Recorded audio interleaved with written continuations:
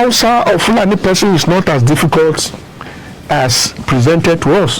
The typical Igbo person is not as difficult as presented to us. The Yoruba people are not as difficult as presented to us. And until we deal with the problem of elite state capture, this country is not going anywhere.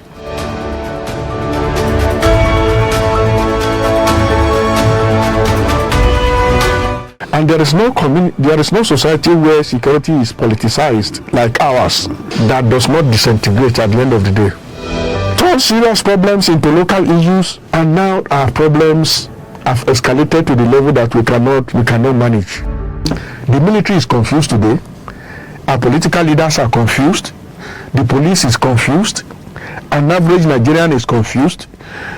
Those coming to Nigeria to do business are confused.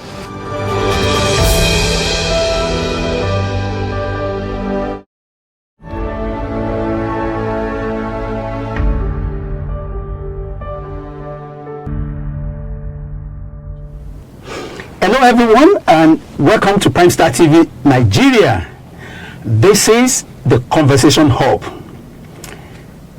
Today we are very, very privileged to have an important scholar in the studio with us. Our guest is a professor of African History, Peace and Conflict Studies in the Department of Peace and Security and Humanitarian Studies, Faculty of Multidisciplinary Studies, University of Ibadan, our university, pride as the first and the best. Truly, that is what University of Ibadan is. Our guest is a security expert, and so I'm sure you know what you are expecting from this program. He was the pioneer dean of the Faculty of Multidisciplinary Studies. In fact, a privileged information, he established that faculty. He is a specialist in security analysis, early warning system, peace process planning, peace education, monitoring and evaluation. Is equally an award-winning scholar.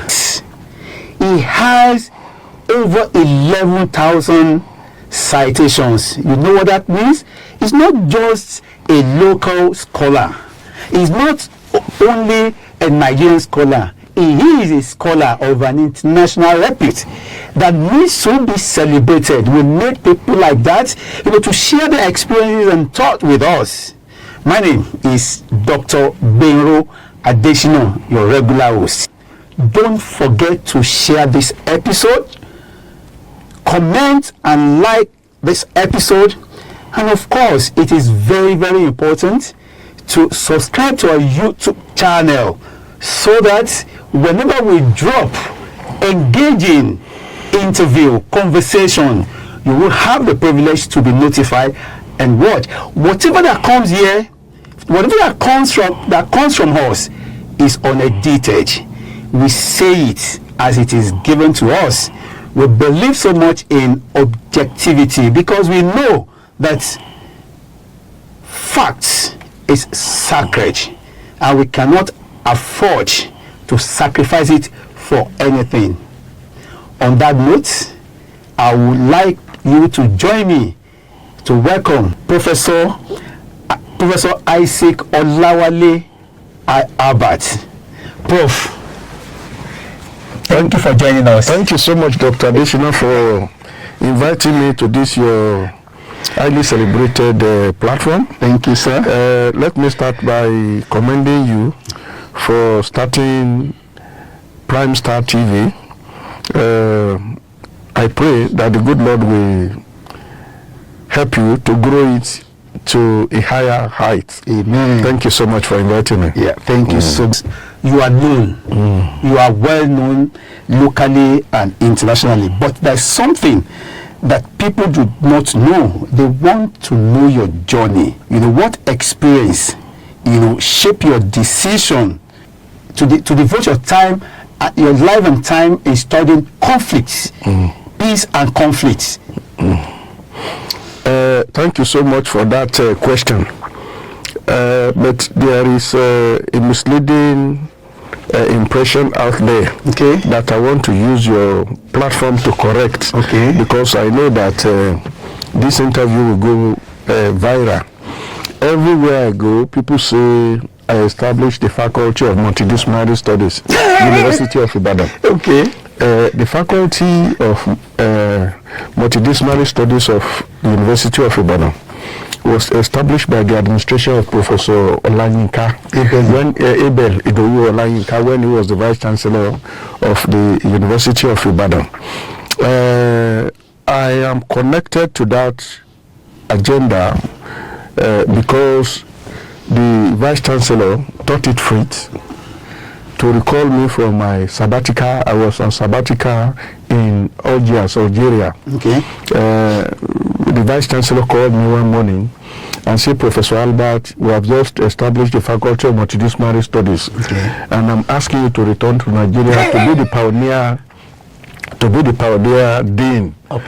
And I reminded the Vice Chancellor that, look, I have about 5 months left to complete my sabbatical. He said, well, we will deal with that later, but come back home to be the pioneer dean of that faculty. So this is the first time I'm saying it to people. So I think your session is privileged to be told the true story. But what is the fact of the matter is, I was the pioneer dean of the faculty. Now the question, what led me to peace and security studies? It's a long story. My original plan in life was to be a lawyer, but something happened to my father that made him to discourage me from being a lawyer. It's private to me. But when I came to the university, I struggled to operate within the framework of legal practice, criminology, conflict, security studies. Therefore, when I was in the university doing my first degree in history, I went around faculties taking courses that could actually help to bring out the best in me on issues of law, criminology, and security.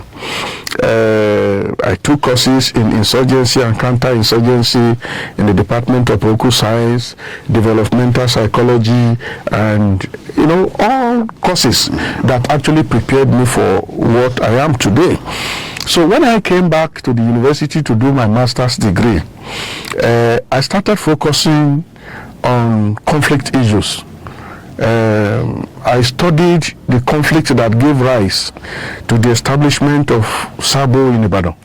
Because there were conflict issues around it, and later when I was doing my PhD, I looked at the conflicts surrounding the establishment of Sabo Ngeri in Yoruba land and in northern Nigeria, and I compared the two.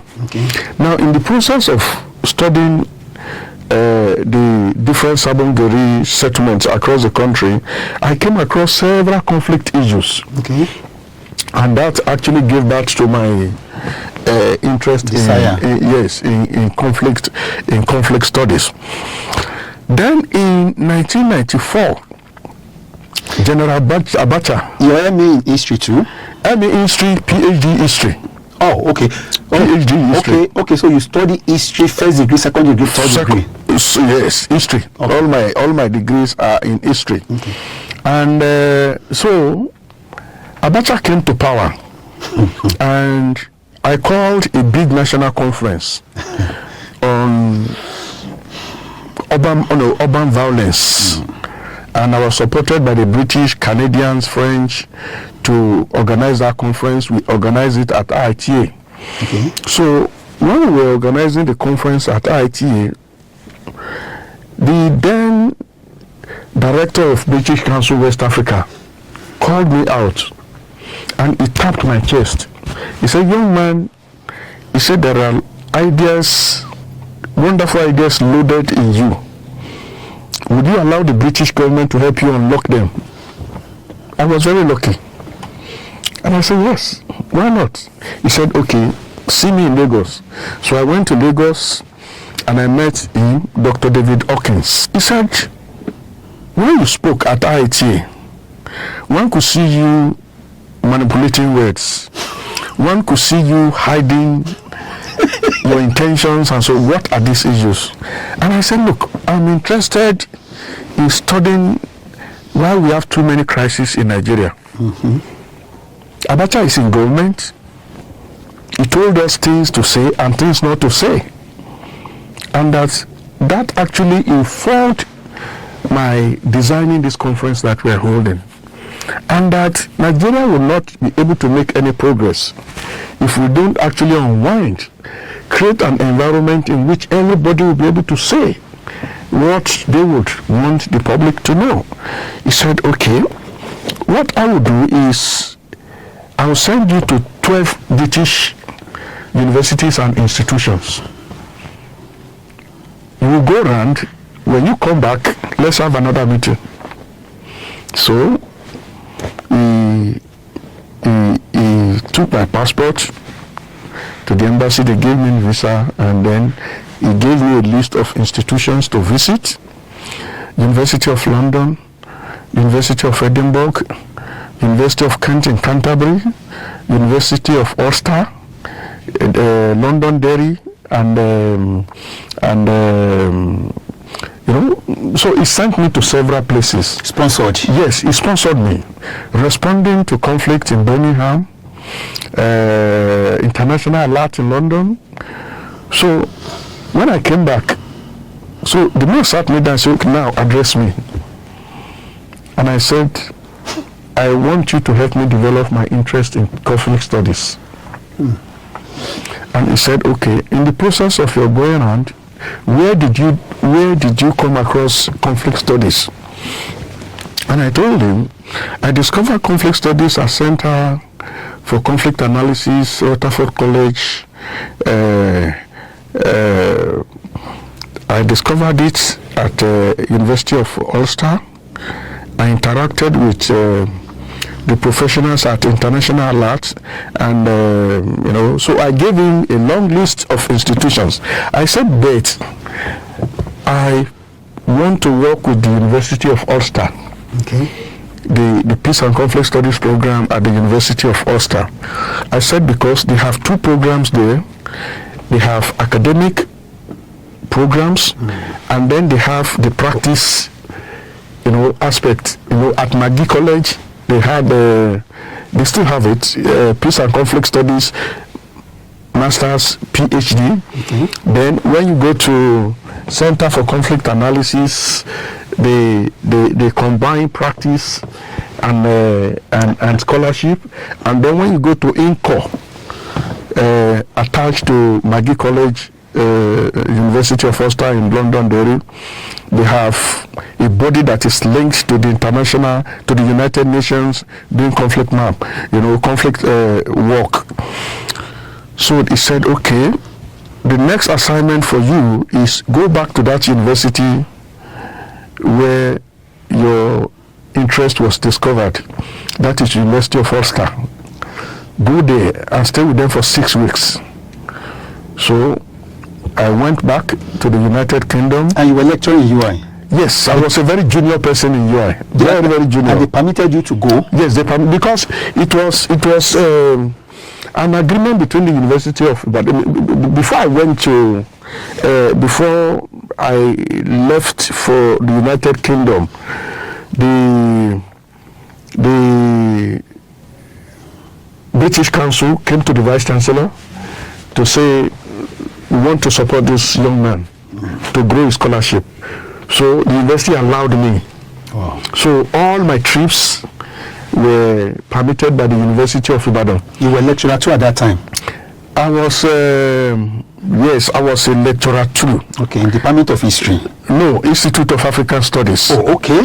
Institute of African Studies, University of Ibadan. You were employed, by posted to Institute of African Studies, University of Ibadan. Ibadan. You've been all along. All along. Okay. Yes, all along.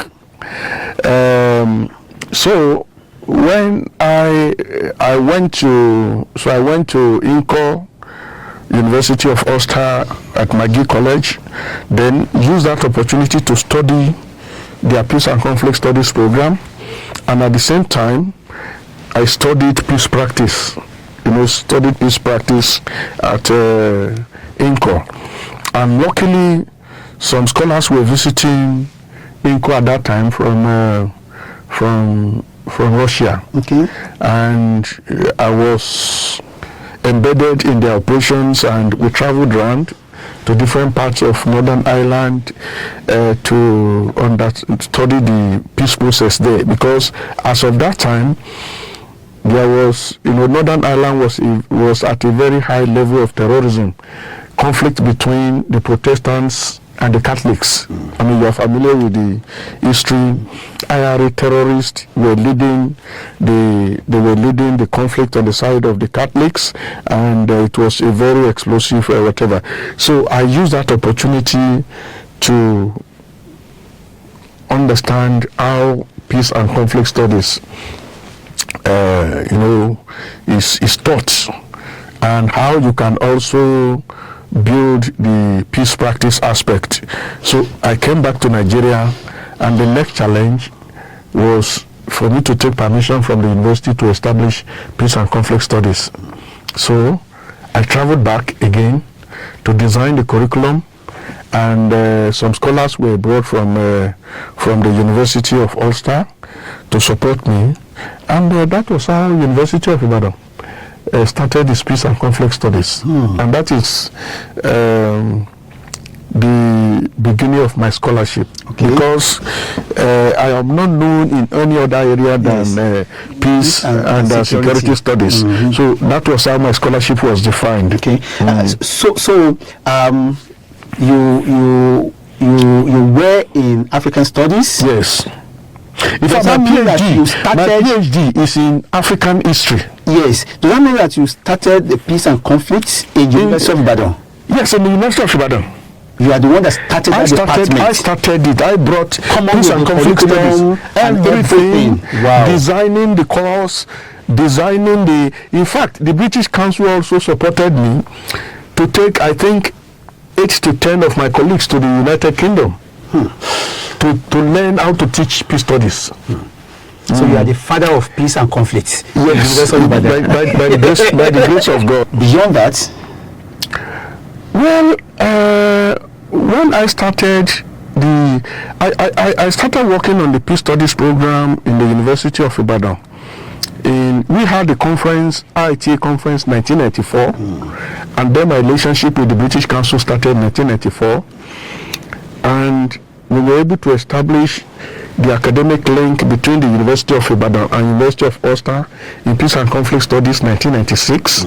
I started working on the curriculum, started developing the program, but the course did not start until the year 2000. Okay. And this is because I was too junior in the university, and the usual problems you face when you're a junior person in an academic setting, very big conflict, to the extent that the university at a stage wanted me to be changed as the coordinator of the program to be replaced by another person. But the British Council, the then British Council director said, well, this is not our project. This young man brought this project to us.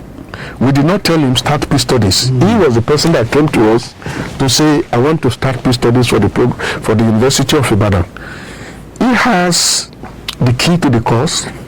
So if you say you no longer need him, then that is the end of the relationship. So the British Council, yes. So they supported me in retaining my management of the program. But the British learned some lessons from it. They realized that the university was not giving me the kind of support I needed. So what they did was to start another peace and conflict studies link with the University of Jos, using one young man called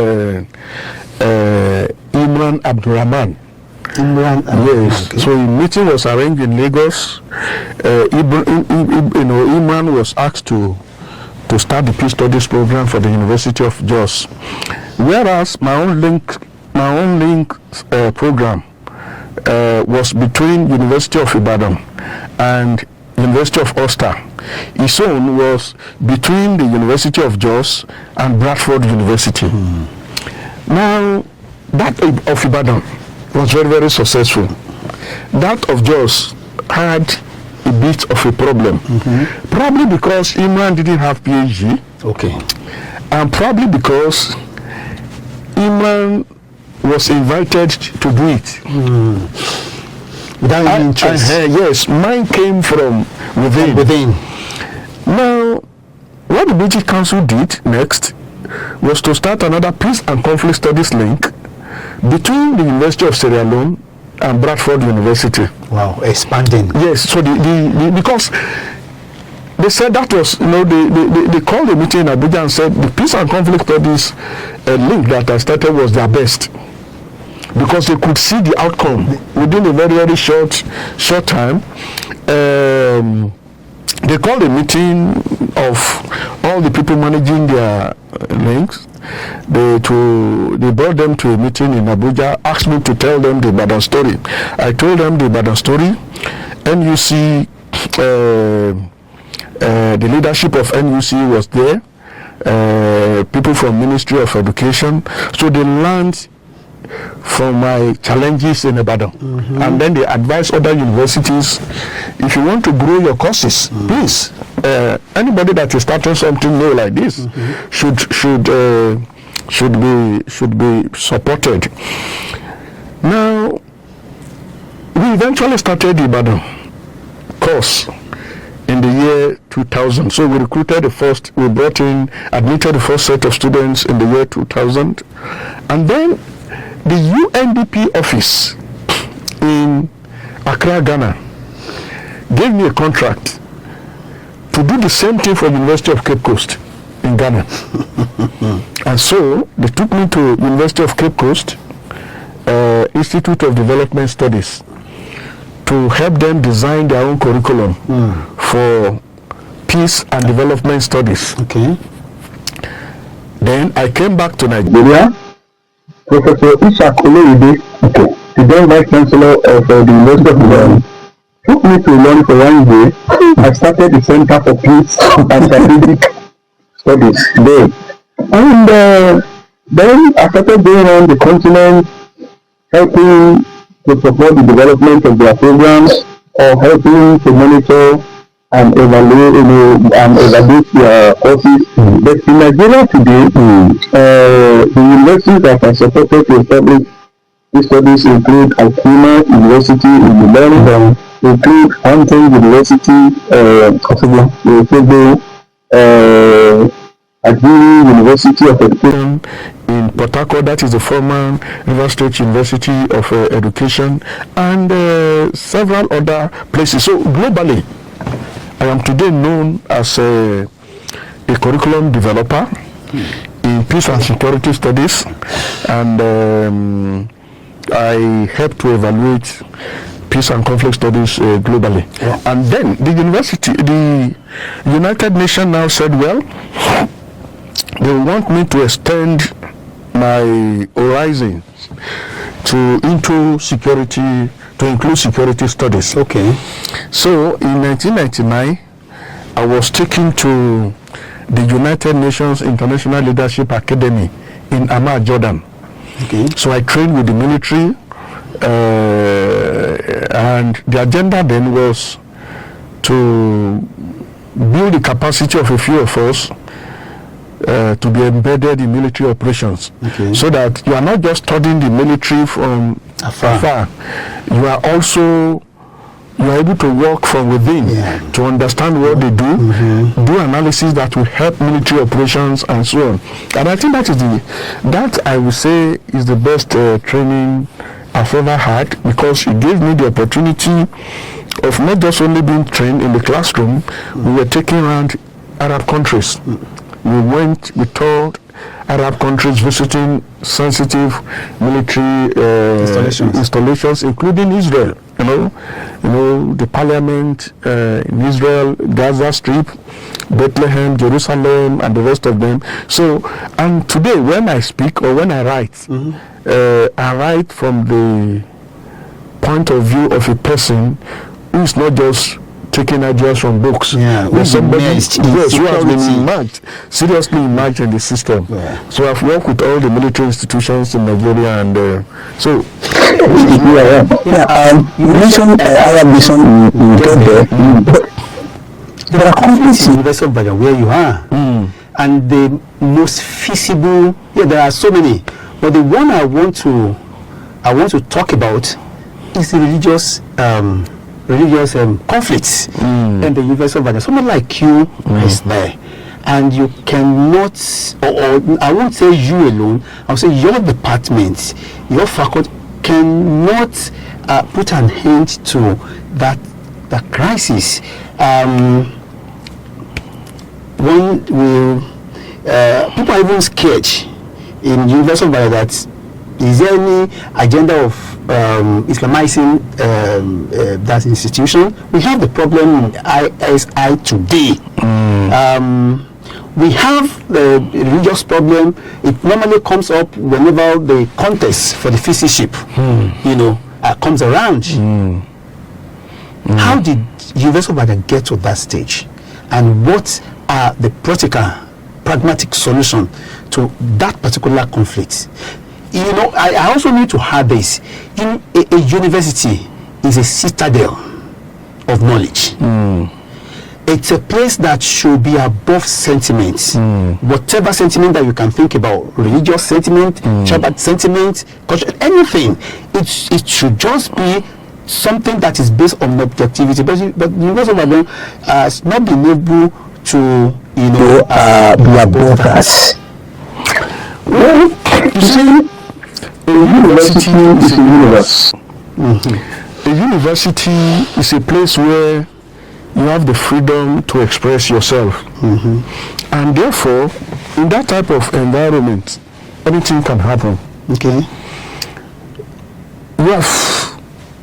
Your focus is on the religious conflict. But when you are drawing the map of conflict in the University of Ibadan, I think the first that you have to refer to is the conflict between Igbo and others in the University of Ibadan. That's correct. The university started with that conflict. Okay. And with time, it simmered. I mean, the conflict went down. Now we have this new one. Of course, you will recall that the conflict between Muslims and Christians in Ibadan has to do with the cross. The cross that, and it started with Muslims saying that when they are praying in the mosque, they see the cross in front of them. And I think we did not manage that conflict. We didn't manage that conflict well, and then it became institutional in the sense that whatever you want to do, you want to appoint a leader of the university, you want to do anything that will affect the community, you find people coming up with issues of religion and so on. Well, that is to be expected in our type of environment. Nigeria today faces the problem of ethnicity. We face the problem of religion. And the University of Ibadan is in Nigeria. Yes. So we are bound to be affected by it. But I know you are asking this question because, one, you feel that a university should be above board. Yes. And then two, you think that the existence of some of us on that campus should be able to make a difference. Yes, mitigate. Now let me shed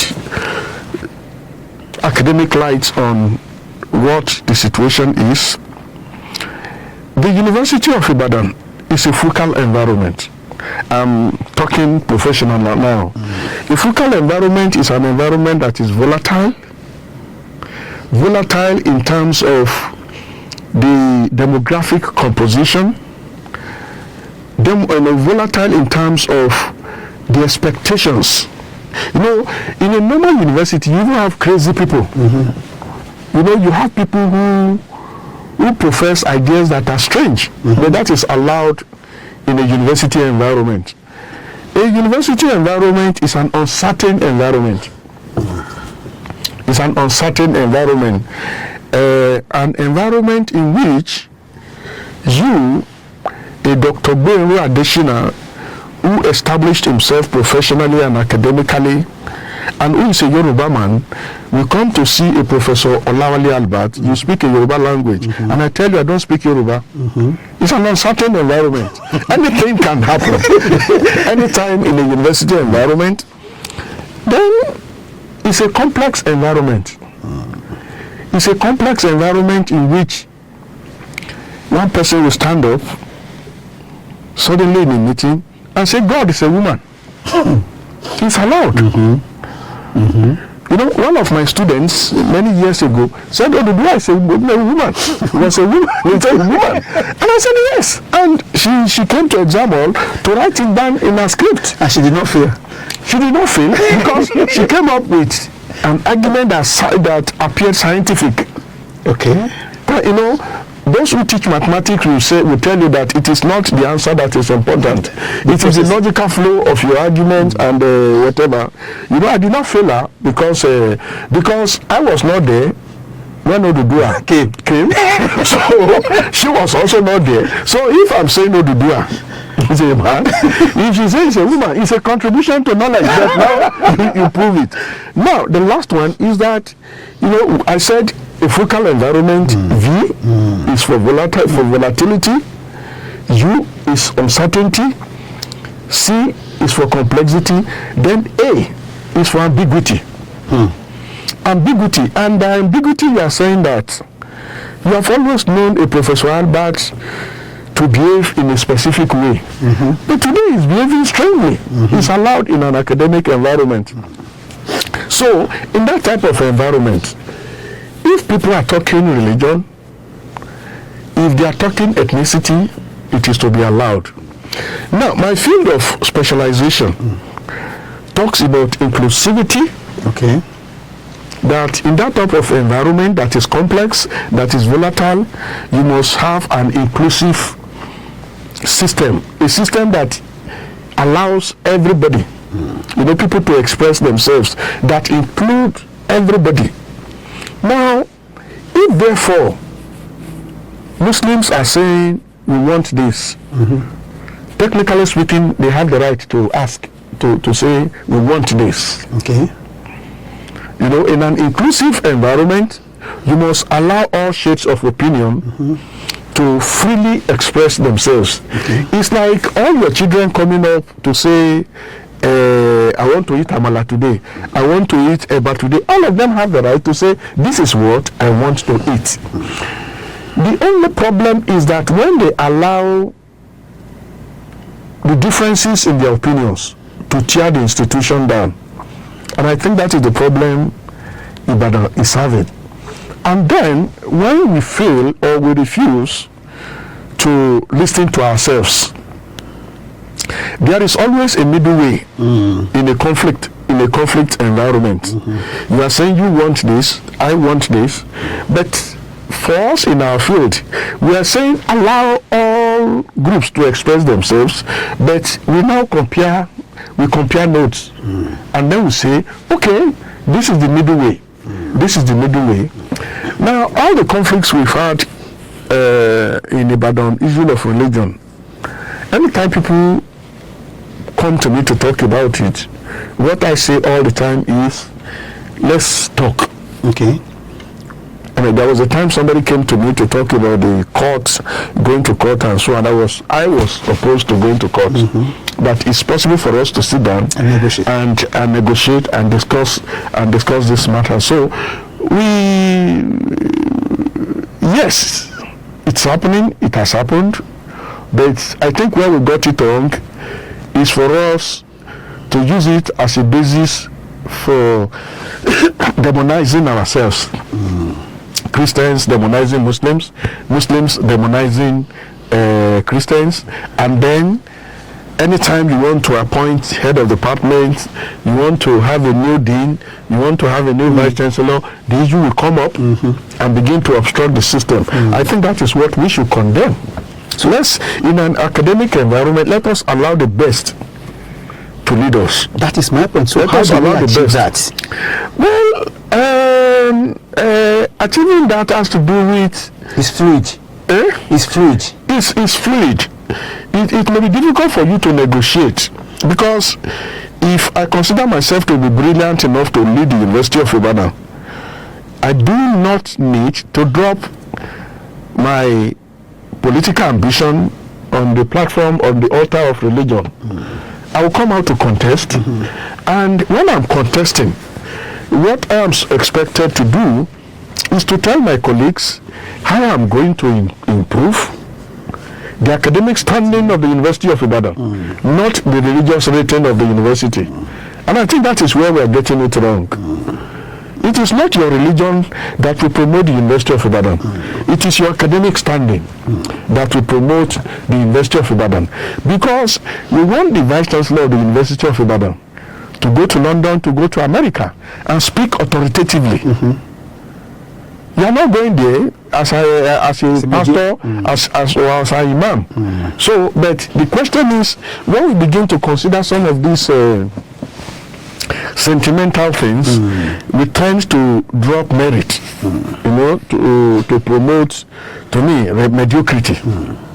Let us consider this, sir. Remove whether one is a Christian or whether one is a Muslim. Is it not possible? I want to talk about Sharia. Is it not possible that, you know, we have just one constitution that we address all issues, that, you know, and that we binding on all of us, rather than saying that yes, we must have Sharia, we must have this penal code or that and all of that. Is it not possible, whatever instead of the Muslim, you know, advocating, you know, seriously for Sharia, is it not possible for whatever they want to be incorporated in the constitution of the country? Then we have a constitution that, you know, that bites on everybody, irrespective of whoever you are. You see, we missed it at the level of colonialism. Okay. The kind of, you have different types of nation states. Some countries consist of, a nation is supposed to be a political entity, yes, in which the groups belong to the same, have the same identity. It could be religion, it could be ethnicity, and the rest of them. But the kind of federation that we established under the British is the Yoruba Ogiriwa kind of a nation. A nation in which you have people from different places brought together. Now, one would have expected the British to teach us how to become a nation. That is to say, look, for you to become a nation, you drop all kinds of these pedestrian identities to become one nation. Unfortunately, the British did not help us to be united. They created a very big north dominated by Islam and paired it, you know, asked it to compete with the Christian-dominated southern Nigeria. And when southern Nigerians were trying to work together to be able to negotiate with the north, the British broke us into different units, the southwest, the southeast, the middle, the middle west, and so on. And up to today, we Igbo and Yoruba, it's like they're ever in conflict, you know. And so we were taught by colonialism to be enemies to ourselves, and that is why I'm saying Ibadan is, the University of Ibadan is a microcosm of it's a small unit of Nigeria. So there is nothing happening in Ibadan that is not happening in Nigeria. Some other places. There are universities today you go. People don't just want you to even talk Islam. And there are universities you go today, people don't want you to talk Christianity. Yes. But in our own system, we are still working together. So Ibadan is still better than many other universities in the country. The Christians have not been able to suppress the Muslims. The Muslims have not been able to. We still work together. We quarrel, we do many things. But when there are functions in the mosque of University of Ibadan today, I go there, I remove my shoe, so that they still tolerate me to come into the mosque, sit down, and it's to say that at least we're still better than many other parts of Nigeria where people are not that tolerant. We are still tolerant in the University of Ibadan. You know, why I said this, I may be wrong. I mean, thank God you have traveled, everywhere. You know, in Egypt, there was a time that of course, for many years, Muslim Brotherhood, Salafists, they wanted to take the power, and they were not giving the opportunity to take power for many years.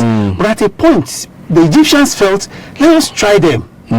Now, but of course, there's something that they were so interested in. They wanted to introduce Sharia.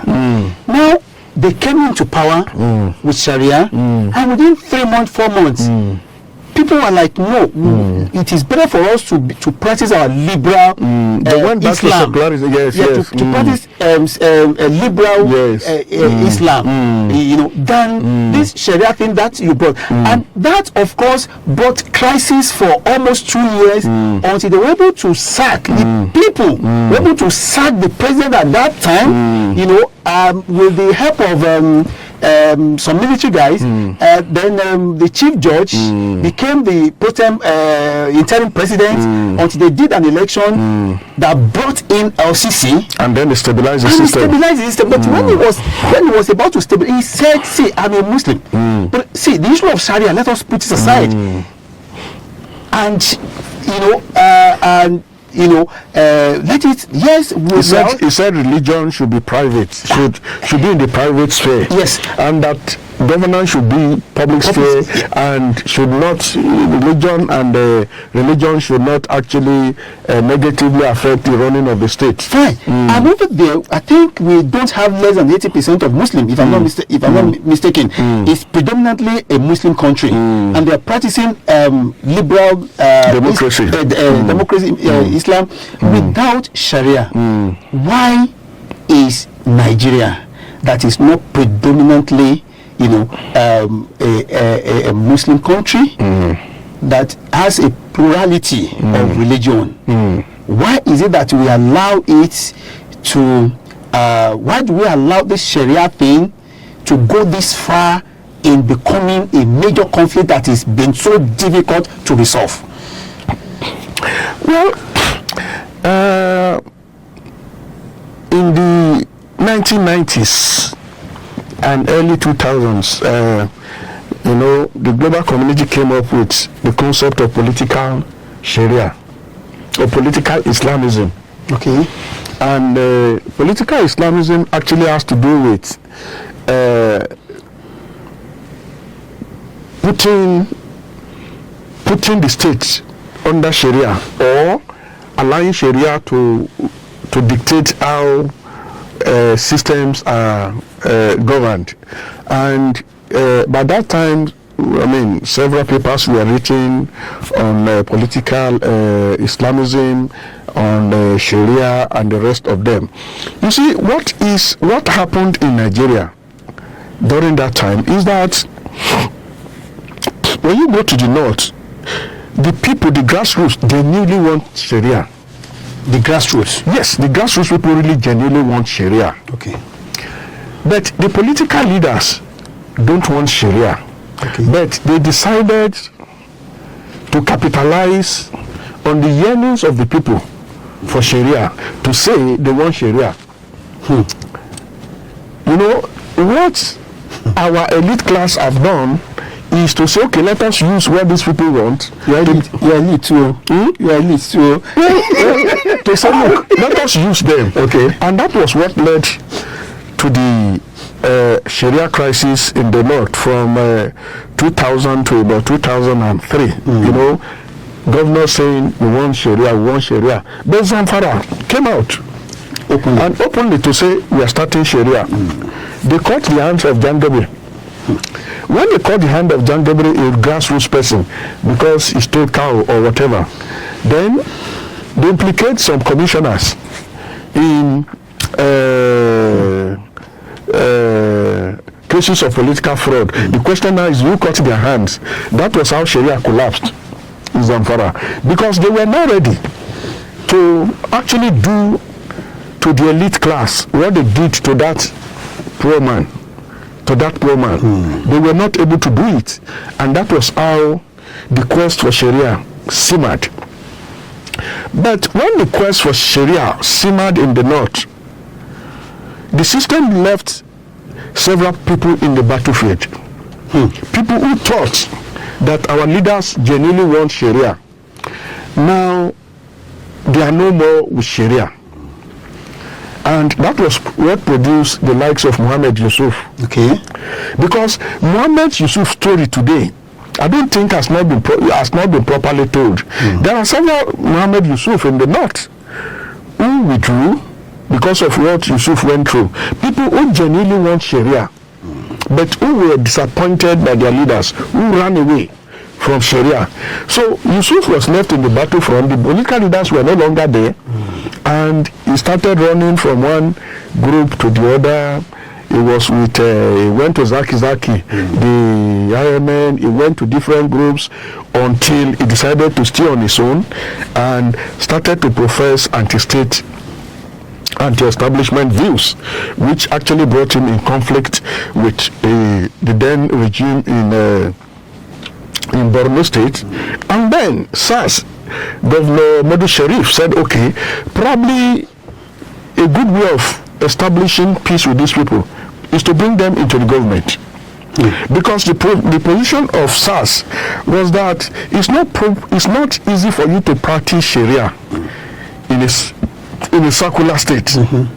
Nigeria is a secular state.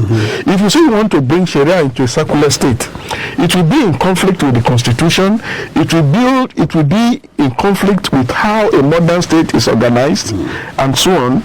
And so they gave them some slots in the government, including the Commissioner for Religious Affairs. And of course, you know the conflict that was generated. So when Yusuf was killed, the man that served in that position before he resigned was also killed. So the question is, it's difficult to do what some of these people are looking for in a modern state, and that is the problem the Middle East is having now. Even Saudi Arabia is changing rapidly. Yes, Saudi Arabia is changing rapidly because every society is constantly changing. Development is dynamic. What they are dropping in the Middle East is what we are now want to take.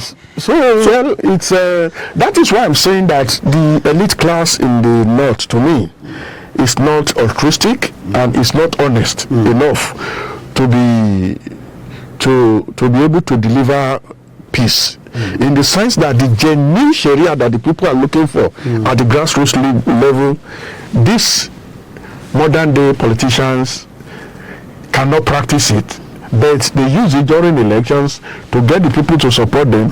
Then after the elections, they run away from the people. I think this is the problem we are going through.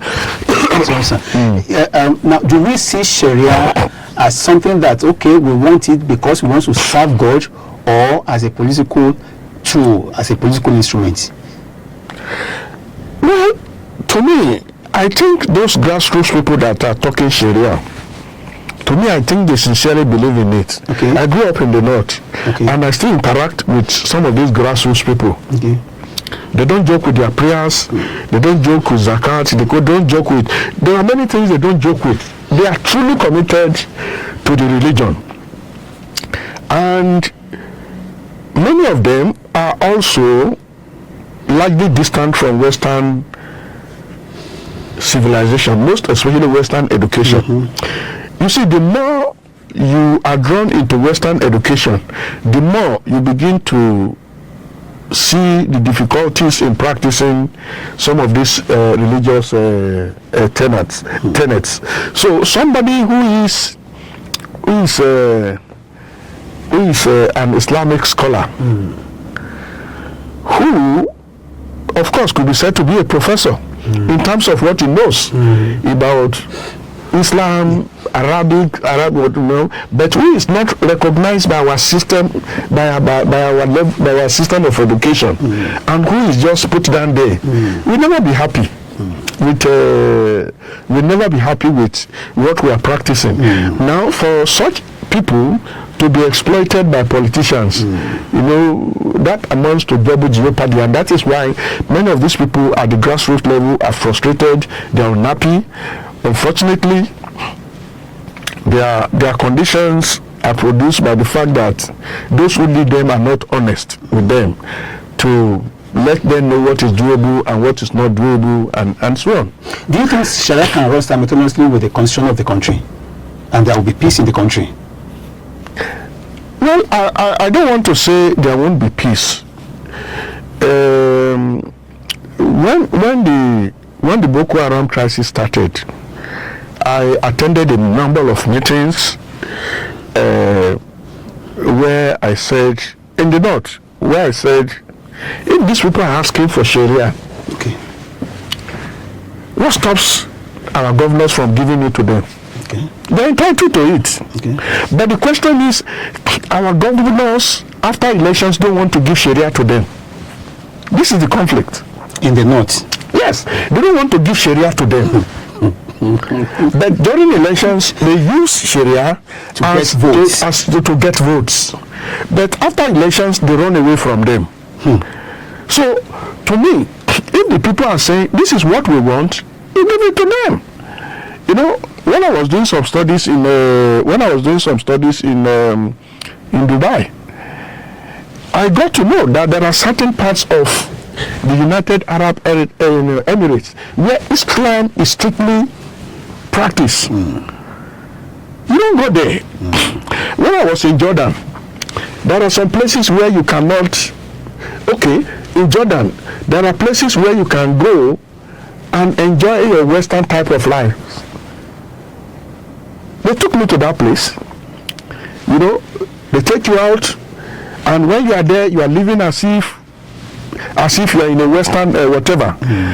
Because for their society to survive, they need to create opportunities for the two types of people. So the question is, if some people in the north said this is the direction in which we want to go, why don't you allow them to go? When Governor Babangida Aliyu was governor of Niger State, he started a program called World Development Program. Under World Development Program, every month, I can't remember the millions he gave to every political ward, whether you are PDP or any, all wards, political wards in this thing. So, and when that program started, so you give your word, your amount for the month. Go and use it to develop your word. And then when we did an evaluation of the system, people told us that, but these people are using their own this thing to build mosque. Yes, we said, look, allow them to use. That is what they want, because development is defined by each of us according to our worldview. Some people use the money given to them to build schools. Some use the money to build wells. But several communities use the money to build mosques. My advice then, when we're studying the situation, is nobody should interfere with what they do with their money, so long as the money was not embezzled. They are entitled to this thing. And then the lesson is, the person that the community that decided to build mosque this month is not going to build mosque next month. So we started discovering that those who build mosque now realize that we have to establish Islamic schools, and after establishing Islamic schools, you need to establish primary schools that where Western education is taught. So the problem we have generally in Africa is that our leaders want to force their own worldview on the people. So to me, I don't see anything wrong with any northern Nigerian state. Okay, let's say we want to Sharia. Okay. What about the Southwest now? That's it's everywhere now. Well, the Southwest, I think governors should sit down with those making that type of request and discuss with them. Okay. My own position is that anybody asking for anything has the right to ask. Okay. But you need to sit down with those asking to say, okay, why are you asking? What do we do? What do we do? So I don't want to go into the technicalities of whatever, but those asking have the right to ask. Okay. You were part of the national conference, I guess. What are the challenges that you think Nigeria is confronting from that point of view, from the national?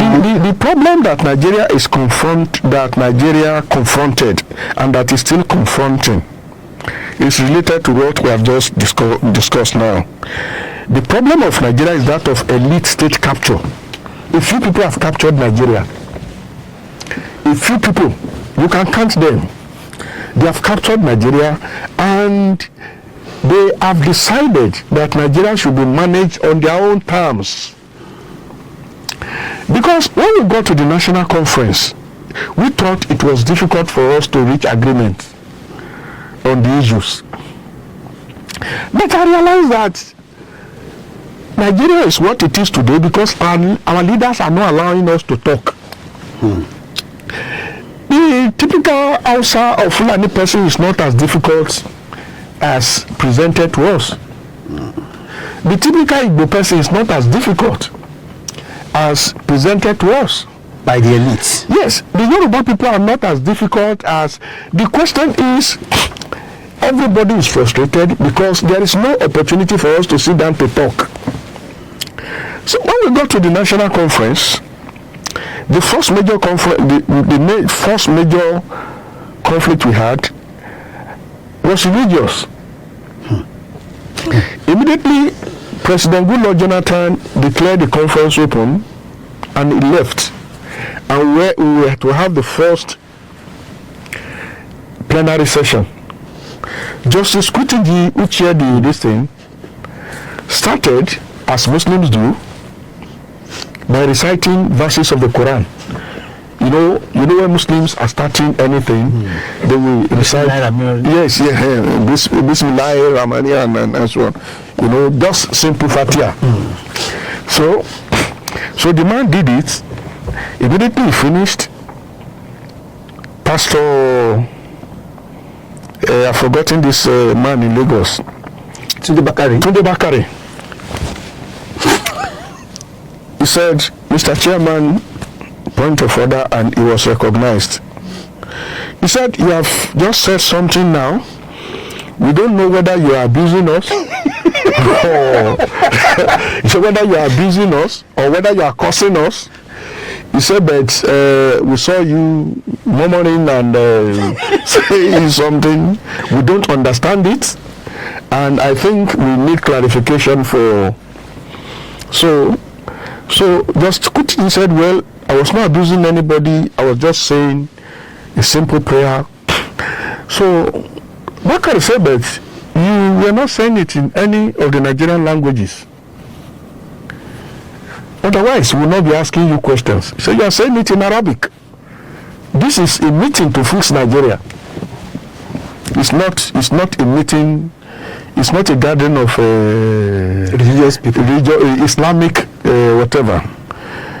So then the meeting became divided. You cannot do this. You must do this. As people started shouting Muslims against Christians and so on. So we now said, okay, this is a conflict that must be resolved. What do we do? we now agreed that henceforth we will not pray the Christian way, we will not pray the Muslim way. We will use the second stanza of the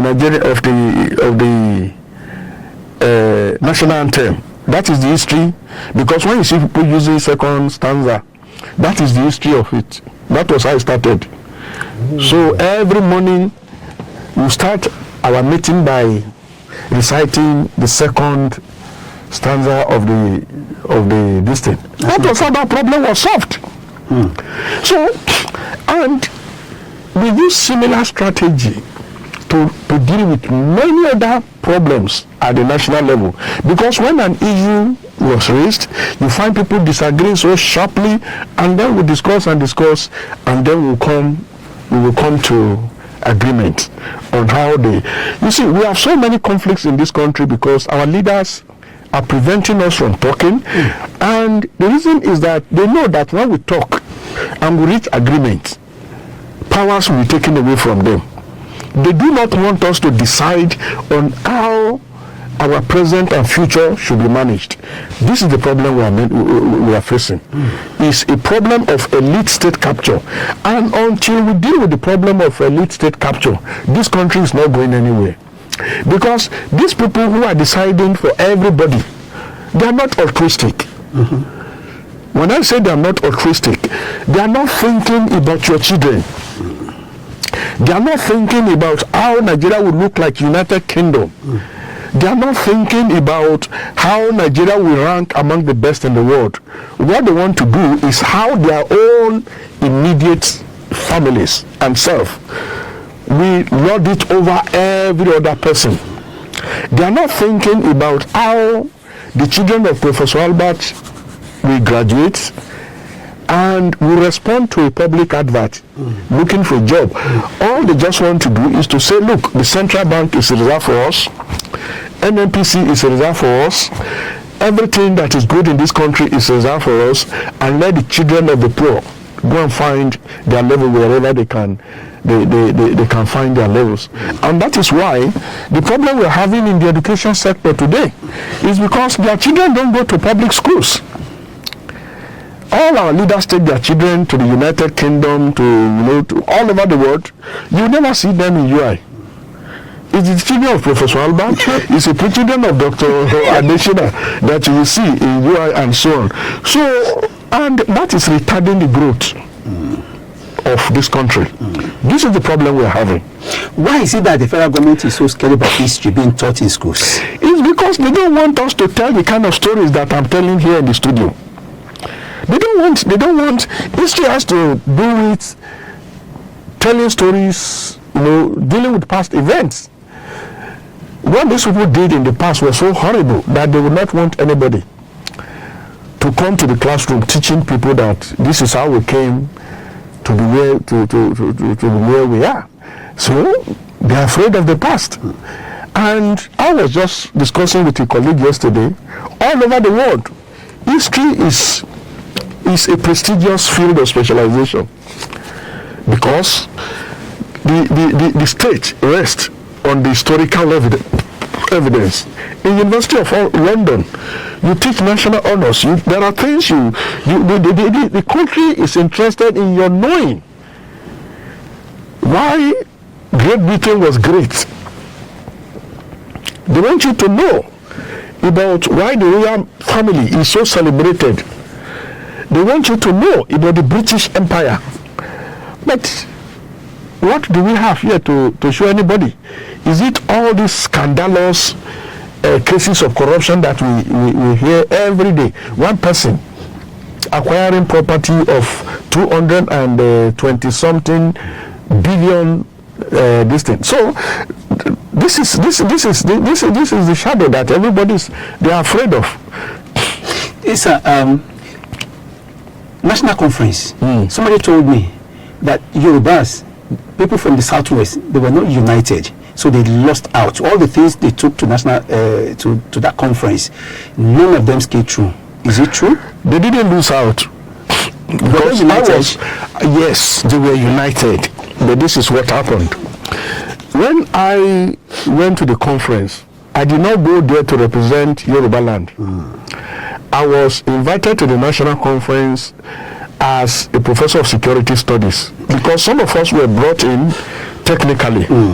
And that is why after the name of General Akinade, my name came, my name came next to General Akinade. Alani Akinade. And I was a representative of the federal government. I was nominated by the federal government. But when we got to the conference, a number of Yoruba leaders came to me that I must be attending the Yoruba caucus. And they came to me in different shades, including Ghanaian Adams. He came to me to say, you must be coming to our meetings. And all these elders, Baba Laniu, Baba Arogbofa, Baba Falai. So when I saw Akitola, yes, and well, me Akitola belongs to my own generation, very dynamic, because when we get to meetings, me Akitola is so all the elders were there. But when we got to that meeting, we realized that we belong to different social brackets. Okay. For example, me Akitola, I was closer to Nia Ketola. He's a very dynamic person, a young person, educated person, a lawyer, a very vibrant person. So we think like a person that belongs to this age. But those Baba that were with Awolowo, that were there when we got independence, they came to the conference talking about regionalism in Yoruba. Regionalism in Yoruba. So when we got to the meeting, and the elders presented the regionalism team to say that is what we're going to advocate for. Yes. They face a major problem. Lagos excluded itself. To say that even when you were practicing your regionalism, Lagos, was very solid on its own.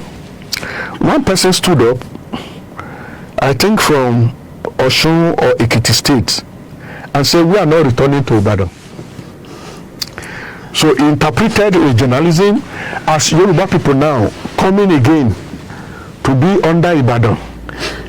And they were talking about, because when we interacted informally, talking about what Yoruba people faced when they were all gathered, when you will not have anything done until you come to Ibadan.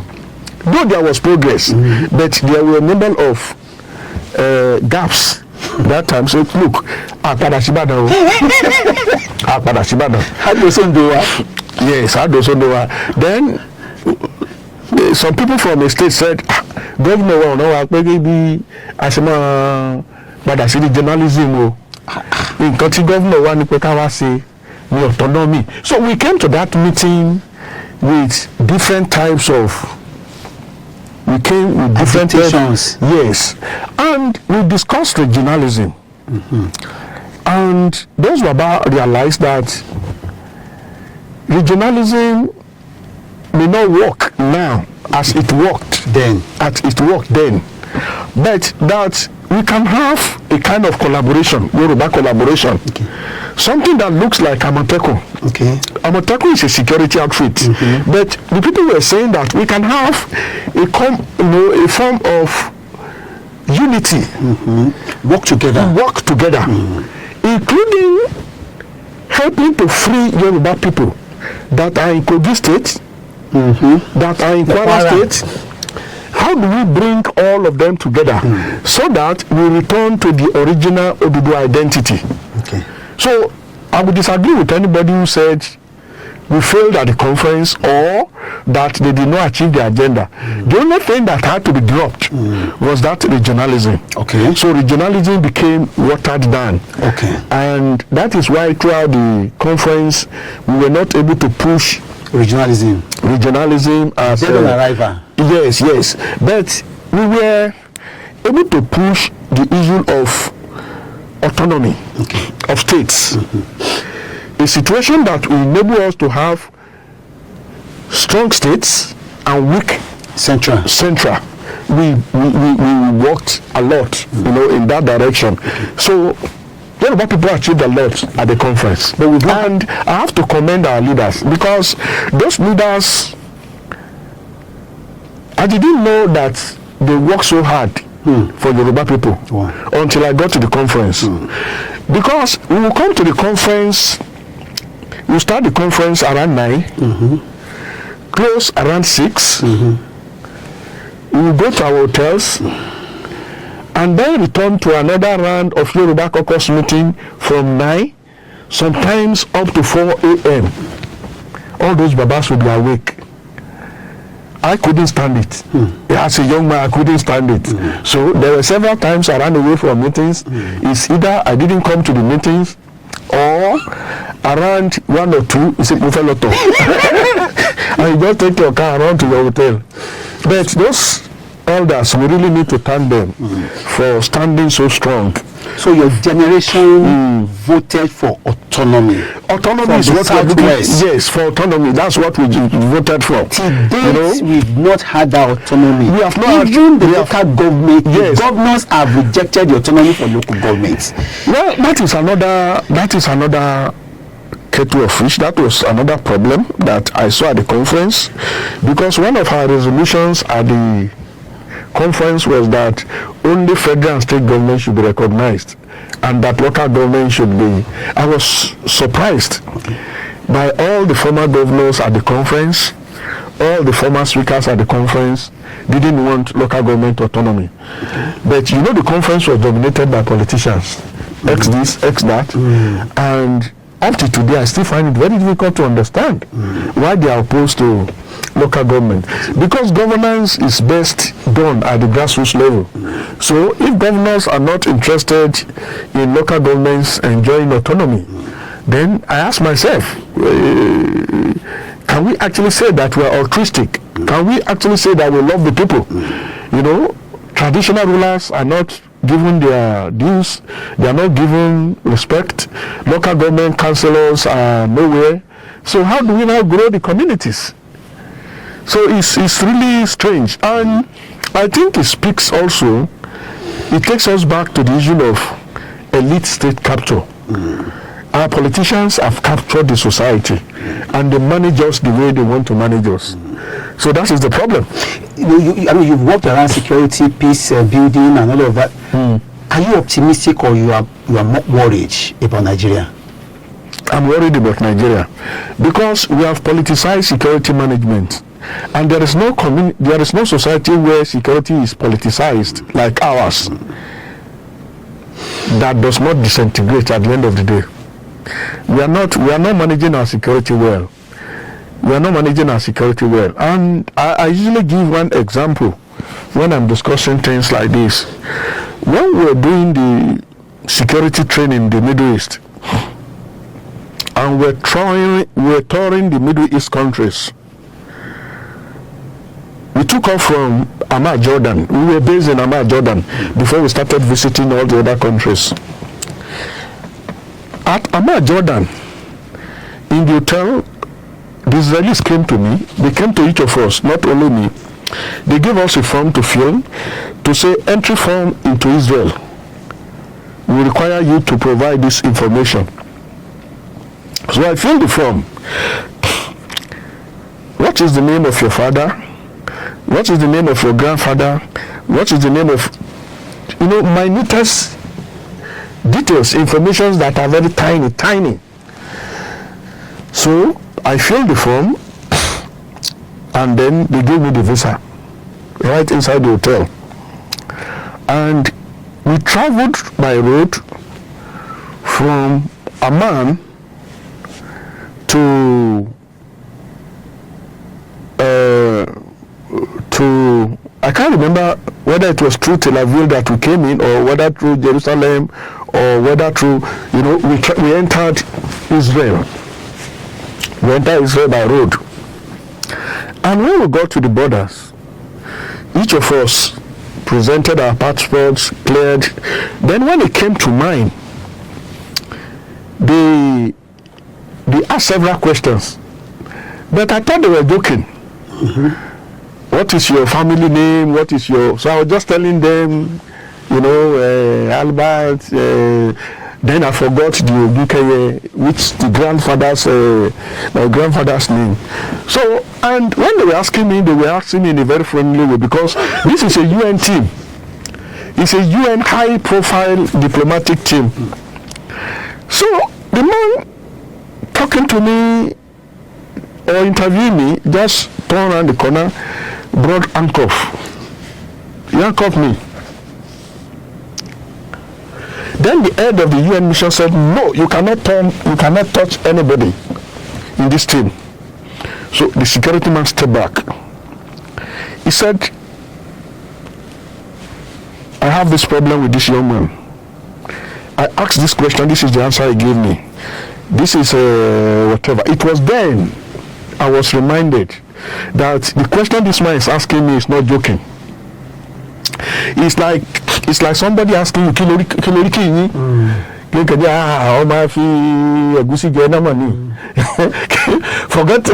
that this is so. And I said, okay, this is the information. I gave the information, and he saluted me. He removed the distance, and then he cleared me. Now that is a question that doesn't joke with its national security. If the country jokes with its security, national security, you say, this is a big UN team. Yeah. This is a big UN team. Nobody here can be wrong. You see, in a country like ours, if you are managing security, even if it is your brother that is doing the wrong thing, you sanction him, you sanction her immediately. But here in the north, in Nigeria, an operation is going on. You say, no, you cannot touch my people. You cannot touch my religion. This is what brought us to where we are. But now it's becoming too late to correct the problem. A criminal is a criminal. Deal with the criminal the way criminals should be dealt with. Let your law books be very clear on who is a criminal and how that criminal can be processed. So, look at what happened in Oriri recently. Yes. The security people went there. They did the operation according to the books, and they attained success. But some modern communities now are saying, why didn't you do it in our own community? These are some people who said you cannot do this in our communities. A military operation is going on, you are almost achieving your target, and you are asked to withdraw. So we have to be sincere with ourselves. If we want our problems to be solved, we have to be sincere. Don't call the name of the group that is creating the problem. Don't go to this community. Our problems will continue to expand. So I am worried for Nigeria, because early in the Boko Haram crisis, you see, I have been privileged to belong to different security groups. I was board chairman of West Africa Network for Peace Building. We covered all ECOWAS states, so I could travel to any country, ask questions, and so on. I belong to several technical groups. I've worked in Mali, Burkina Faso, Mauritania, Senegal, and so when Boko Haram crisis started, one of the strange things I noticed was that every country I visited in West Africa, we'll be talking about Boko Haram. And you know, most of these West African countries are French speaking. So when I hear Boko Haram, I will ask my colleagues, what is that guy saying? You know, then they'll say, he's talking about how Boko Haram are training in their country. Boko Haram, which, you know, an organization that I thought is based in Nigeria, I heard that in several places. But when you talk about the problem in Nigeria, they say, no, you are abusing our people. Yeah, these people are operating across several corridors. So Boko Haram is not Nigerian, it's not about national. As you go across, they have, in fact, the groups that IC work with, they work with Islamic states in West Africa province, Islamic states in the Greater Sahara. They have several groups. Boko Haram is the senior, ISWAP is the senior, West Africa is the most senior. So if IC is trying to link up with West Africa or whatever now, You know, the Boko Haram brand is very high. You know, then when they are linking up with, I don't want to go too deep, because when you talk here, people say our people. These people, they are not your people. These people, they are not your people because they walk across very broad corridors. And why they are so much interested in Nigeria is they can come to Nigeria, do all kinds of terror, carry out all forms of terrorism, kidnapping and so on, make money to go and support their brothers in other West African countries. You know, so we have politicized everything, turned serious problems into local issues, and now our problems have escalated to the level that we cannot manage. We cannot manage. It's difficult for us to manage. You see, when you allow your problems to fester for too long, as we have done in Nigeria, you generate three problems. Okay. You generate what we call actor proliferation. This phone is lost in your office here, and you allow that problem to fester for a very long time without managing it. The actors will increase. I will say, I may start by saying, it is you who allowed my phone to be stolen. Then in the process of managing the problem, I will say it is shop 3 that organized for my shop to be, for my phone to be taken. Then you will also say it is that person who has been eyeing your this thing for a very long time. And then the number of people in the conflict will increase. We have that problem, actor proliferation. Then issue proliferation. Okay. The issues around the phone is lost. You may say, I want to steal your data. Mm-hmm. You may say, I want to... So the issues will be so many that if I say, okay, let us settle it, we will know which of the issues we want to discuss. Then the last one, which is the most serious, and which is the problem Nigeria is having, is management complication. Okay. The military is confused today. Our political leaders are confused. The police is confused. An average Nigerian is confused. Those coming to Nigeria to do business are confused. So our hands are full with problems today, but in the midst of it, our political leaders are managing their own political future. And as they are managing their own problems, our problems is like you have a wound that is not treated. And that is where we are now. And that is why people are increasingly running away from Nigeria. You meet somebody, a Nigerian, who ran away from Nigeria, and you find the person in Niger. What are you doing in Nigeria? I ran away from Nigeria. Say, Nigeria is that jolly now. Why will you run from Ibadan to go and be living in a village where you have to carry water on your head? The man will tell you, at least I can sleep with my 2 eyes closed. What drove me away is not what we are thinking, but just at least to have peace of mind. As I go around the world, when I interact with our people, it is not wealth they are looking for. They are just looking for peace. And people are looking for peace in very strange places. People who are living in a place where the temperature is -30, -20. When you see them, why are you in this? Say, look, I ran away from Nigeria, at least for me to just have peace. So people are running away. Across the Sahara, people trek to be able to get to northern Africa, and from northern Africa literally swim across the Mediterranean to southern Europe. They die, and when you ask them, you are taking great risk. Then they will cite verses of the Bible that is saying, look, it is 50% survivor. Whether you do it, when you do it, you either live or die. So we have chosen to die if it is death but if we live, we will live in comfort in Europe. So that is what we have turned our society to. When you sit down with an average political leader today, he's not interested in this conversation. He's interested in how to make the next billion. Is it because, and can we say that Nigeria is too big for us to manage. Nigeria is not too big. I disagree with the argument of Nigeria being too big. Yes, so that basically we can just break it into units and so that maybe I disagree with that. Somebody told me that if we have not been amalgamated, yes, Yoruba would have gone. The Southwest would have gone further than this. Beyond that, again, are we also saying? I mean, is it also right or wrong to say that there are some people that the government cannot touch? We see a lot of terrorists on the television. You know, only meeting with the government representative. Yes.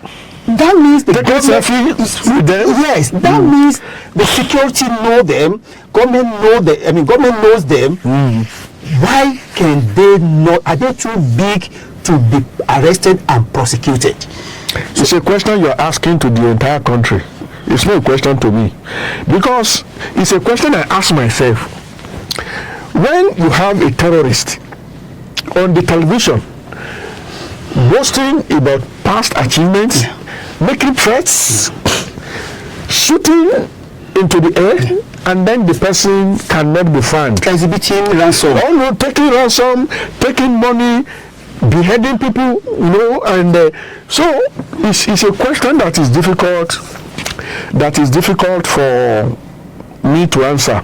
Whereas, if you abuse any state official today, even if you run to the holes of rabbits, they'll fish you out. Definitely. So that is why I'm saying that our problem is that of elite conspiracy, lack of readiness to do what is necessary. I've just shown you my example in Israel. Israel did not, the Israelis did not look at my face and say, this is a UN, this person is representing a global body. That in fact, we are responsible for picking them from this place to take them inside Israel, because the vehicles were to use to move from that place to Israel was provided by the government. They were ready to arrest me because I was not answering questions right. But anybody can stroll into Nigeria today, do whatever you want to do, and go away. So it's a strange society, and there is no society that is built this way. To me, I don't think it is a problem of the size of the country that is the problem, but probably that of lack of readiness of our leaders to do what is right. Because readiness means that if it is your mother that is trying to put Nigeria at risk, you arrest her. But we are not ready to do that. If Oshiomhole, he said, if you join a political party, he said your sins are forgiven. so that's a very good example of what we are saying here. How we're going to set ourselves back to the path of development, sustainable development. Honestly, I don't know. You don't have an answer for that? Because we have left the path of progress for too long. And we have gone too far into terrains that will not deliver sustainable development. Nigeria has battled terrorism, banditry, kidnapping, communal clashes, separatism, agitation, farmer elders conflicts. Are these isolated problems or symptoms of one deeper national problem? Well, to me, I would not say we have battled anything. Okay. We claim to be solving the problems, but I don't think we are serious at dealing with the problems. I've written extensively on the Nigerian military. It's one of the strongest in the world. Yes, it's one of the strongest in the world. And I'm not saying that as a scholar, but I'm saying that as somebody who listened to a confession on this at my first meeting with AFRICOM in Germany. AFRICOM is the African Command of the U.S. Army. Their base is at Stuttgart in Germany. That's where they are stationed. AFRICOM then was stationed at Stuttgart because African countries did not give Americans the right to use the right to have a base in this thing. So I went there. I was with the military people there, and the soldiers there confessed that Nigeria has one of the best land armies in the world, whereas the US will boast of being the best in the world on air warfare. But they will usually tell you that Nigerian army is one of the best in land warfare. We exhibited that prowess in Liberia, Sierra Leone, in Sudan, in several places, and we've been participating in international peacekeeping since the 60s. And Nigerian soldier is celebrated. Why is it difficult for Nigerian soldier to defeat Boko Haram? It is because of this lack of political will. You cannot move beyond what your leaders allow. You cannot move beyond what your leaders allow. Our policemen, I participated in training them at Kofi Annan Peacekeeping Institute in Ghana, preparing those going on international peacekeeping, what they call pre-deployment training. I participated in the training. I saw our policemen going out on international peacekeeping, and I saw them coming back with laurels. They come back with medals. The question is, why do we have problems with the police in Nigeria, but when they go abroad, they come back with medals? Nigerian factor. The Nigerian environment makes the Nigerian police personnel to misbehave. They are not well paid, they are not well treated, several problems. You see, most of the time we just abuse the police. But 2 years ago, we did a study. We went around the country, and we discovered that the conditions under which the police is working is not the one that can protect anybody. We went around the country. We wrote a very fat report, which we were to present to Ebetoku before he left office.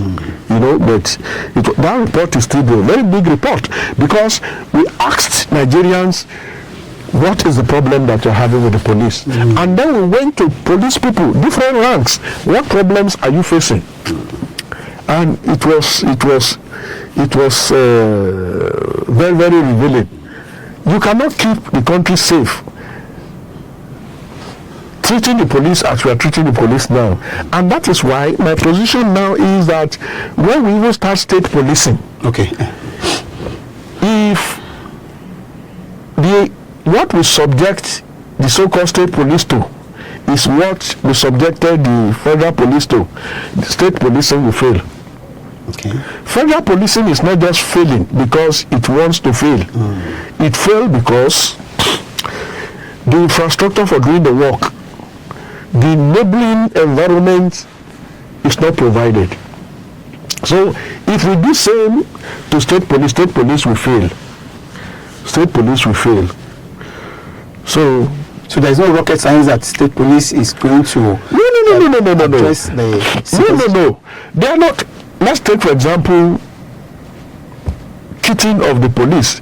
When we say, okay, we have your state police, you don't give them the tools for doing the work. Are they going to do the work with their teeth? You don't pay with them well. You want them to give you your best when you have not paid the school fees of their children. When they've not eaten. You politicians come and send them on criminal errands, and it's not rocket science. I mean, you need to provide what it takes for them to do well. And I'll give you another example. My experience in Northern Ireland. I was in Londonderry, and I went to see one of the greatest professors in security studies in the United Kingdom. He asked me to come for dinner in his house. So we finished, and he was taking me back to my hotel. And on the way to the hotel, we saw some police people, very cold weather, kitted as heavy as this, they wearing all kinds of, to the teeth. Yes, So they stopped us, and they saw us. They saluted, and then they said, the man said, papers, and I behaved the Nigerian way. I said, this person. I pointed at the person holding the steering. I said, this person, because here in Nigeria you can blackmail anybody by saying Professor Albert. Say Minister, and then they leave you. So I said, this person. The guy said, papers. I said, so because this professor I'm talking about is a star when it comes to security management. These are people who will appear at a meeting and everybody knows that this thing. The guy said, papers. So then the professor brought the paper out and gave it to him. He saluted, returned the paper, and no. So then the professor said, Isaac, I allowed you to have that experience. I ought to have stopped you the first time you were introducing me to them. Say, but I want you are growing in security studies, and I want you to have this experience that security management is not a question of differentiating between Professor Albert and any other person. Any person you meet on the street, one, must be ready to be profiled and processed, because criminals are not supposed to be wearing badges and whatever. Anybody would be installed written on your forehead. So the professor said he allowed me to entertain myself and be properly educated. And that was my first introduction to the study of the police in Northern Ireland. I had to come back to study the police there, study the police in the US, and then know that policing is not how we do it here in Nigeria, but it's a totally different situation. There is an example I usually give, which colleagues will ask me not to. Let me not give that example. Let me not give that example. But here, the way we do our work is not professional. Okay. It's not professional. Albert, your forefather was colonized? My forefather was not colonized. Now my father and my father, not my grandfather is Ogunkeye. Okay, that should be Ogun State. No, Ilesha in Osun State. Okay, it's Ogunkeye. But he was a devout Methodist person. Okay. So one of the Methodist priests now loved my father as a child, and he decided to give him the name Albert. He gave my father the name Albert. So my father is Albert Babatunde Ogunkeye. Okay. When I started primary school with my grandfather, I started using the name Ogunkeye, which is the family name. My senior sister used Ogunkeye. Then I went to BENUE State to continue my primary school and secondary school. But at the primary school level, my report, when I bring my report back home, the name Ogunkeye will be misspelled. Oh, okay. Always twisted to the extent that you think you are reading a Plateau name. Okay. So they will just write the name the way that will fit their own environment. In Plateau, BENUE State, names are always arranged in a very distinct. And then as I was growing up, probably I should not mention this, I did not like the name of Ogunkeye. Why? Just for religious reasons as a child. Okay. I don't know how it started. You were born again? Not then. Okay. But I just didn't like the meaning. Because sometimes you are challenged to say the meaning of your name. So what I decided to do is to tell my father, I will use your English name. Okay. And then as a child, we thought it was a source of pride for you to be identified with English name. So my primary school certificates read ISAAC Albert. Which primary school? CAC Primary School, Makodi in BENUE State. Then I went to Tilegado College.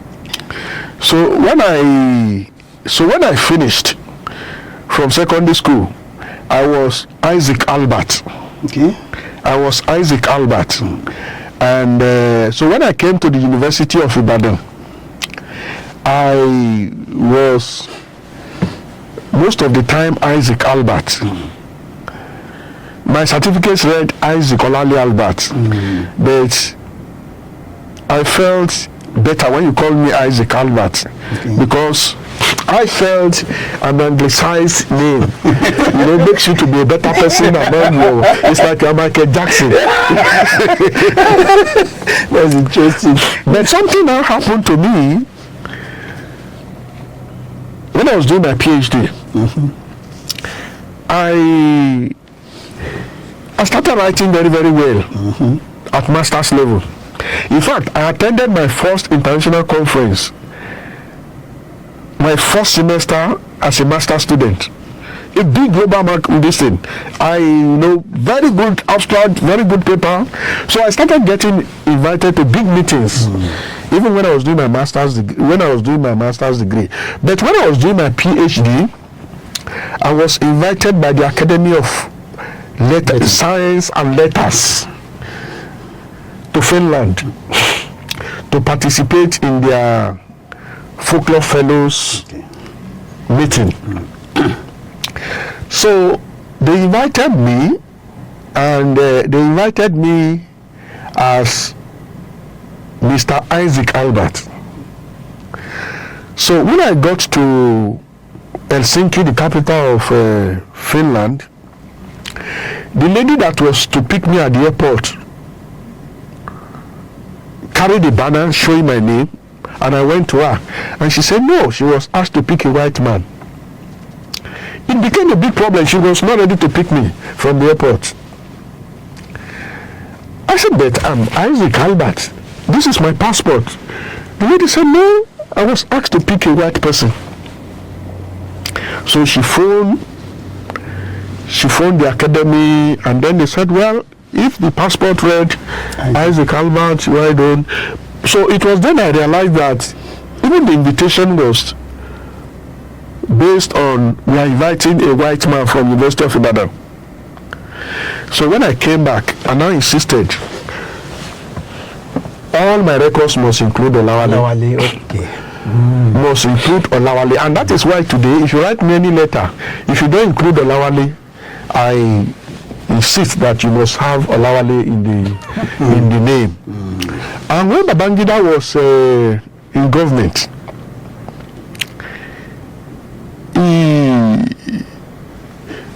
we established an Ijesha Cultural Foundation. Okay. I don't want to go too deep into the history of that project. And so we were holding meetings with Ijesha, traditional rulers.